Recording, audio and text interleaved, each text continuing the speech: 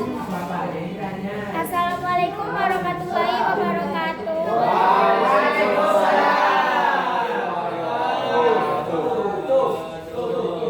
Baiklah, di sini saya akan menjelaskan pengertian materi tentang perkembangan adaptasi pada masa Rasulullah, pada masa Abbasiyah, pada masa Umayyah, pada masa Utsmaniyah, dan pada dinasti Mughal.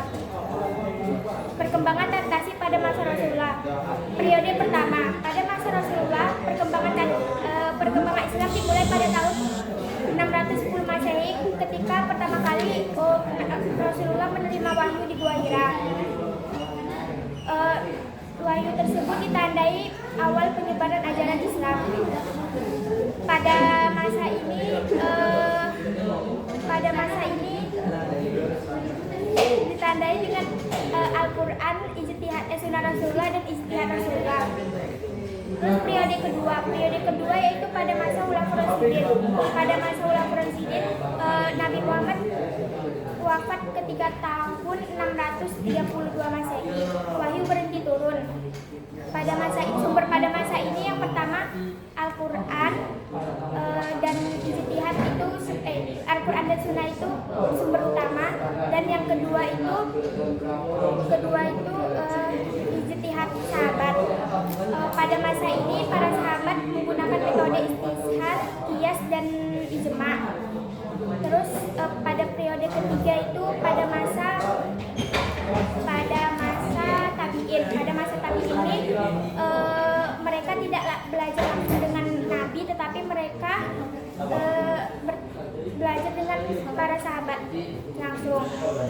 Tokoh pada masa ini yang pertama ada Hasan al-Basri, terus Sa'id al-Musayyib, dan Ibnu Sirin. Terus periode keempat yaitu pada masa taklid. Pada masa taklid ini umat Islam ini mengikuti mazhab para ulama. Mazhab pada masa ini ada mazhab Hanafi, Syafi'i, Maliki, dan Hambali. Terus periode terakhir itu pada masa era modern. Pada masa era modern itu ada masa globalisasi, kolonialisme, dan perkembangan teknologi. Peran pada masa ini yang pertama ada Jamaluddin Al-Afghani, Rashid Ridho, dan Muhammad Abduh. Terus selanjutnya perkembangan adaptasi pada masa Bani Umayyah. Pada masa Bani Umayyah ini berdiri kokoh dengan pusat pemerintahnya di Damaskus, Suriah. Dinasti ini dipimpin oleh Muawiyah bin Abi Sufyan.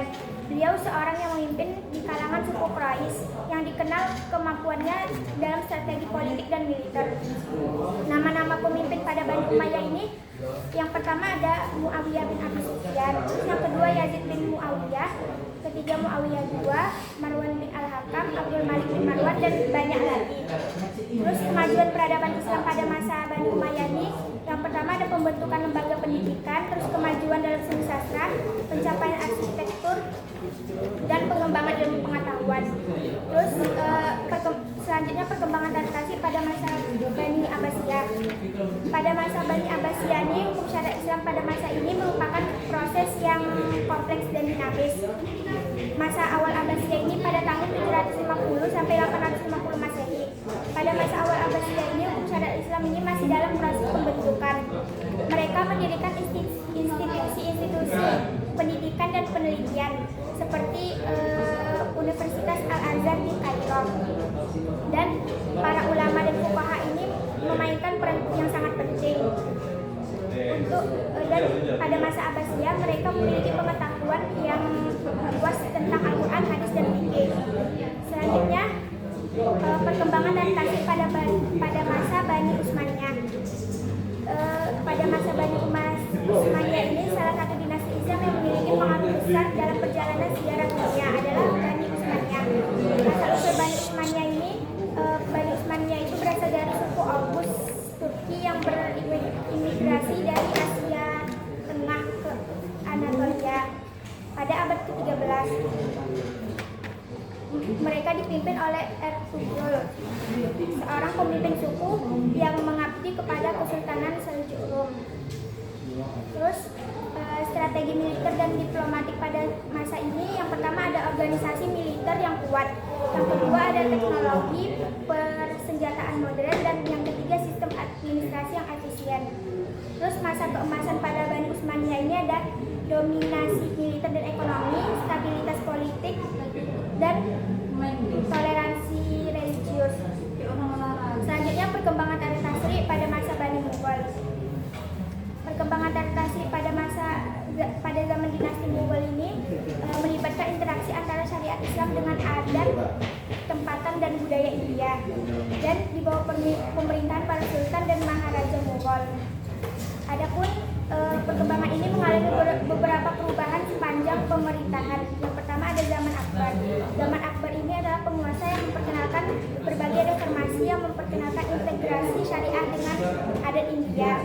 Selanjutnya ada zaman Jahangir. Zaman Jahangir ini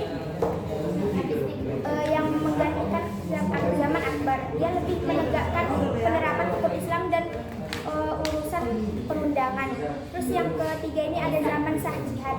Zaman Shah Jahan ini dia dikenal dengan pencapaian seni bina yang luar biasa, seperti pembinaan Taj Mahal.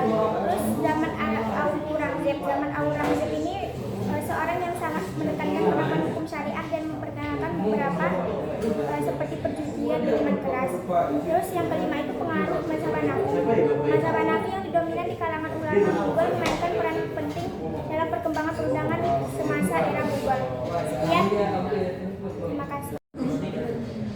Baiklah, saya akan bertanya kepada Dila, siapa pemimpin pertama Bani Umayyah? Baiklah, saya akan menjawab pertanyaan Anda. Pemimpin pertama pada masa Bani Umayyah ini yaitu dipimpin oleh Muawiyah bin Abi Sufyan. Beliau dari kalangan suku Quraisy. Terima kasih. Siapa tokoh-tokoh dalam Bani Mughal? Tokoh-tokoh pada masa Bani Mughal ini yang pertama ada zaman Akbar, terus zaman Jahangir, terus Shah Jahan, terus Aurangzeb, sama pengaruh mazhab Hanafi. Izin bertanya, apa saja kemajuan Kalau kau dapat jawabannya dulu aja lah, sekali lah kamu itu. Beberapa kemajuan peradaban pada masa Bani Umayyah itu yang pertama ada pembentukan lembaga pemerintahan, terus yang kedua ada kemajuan seni sastra, yang ketiga itu ada pencapaian arsitektur, dan terakhir itu pengembangan ilmu pengetahuan. Sekian dari saya. Wassalamualaikum warahmatullahi wabarakatuh.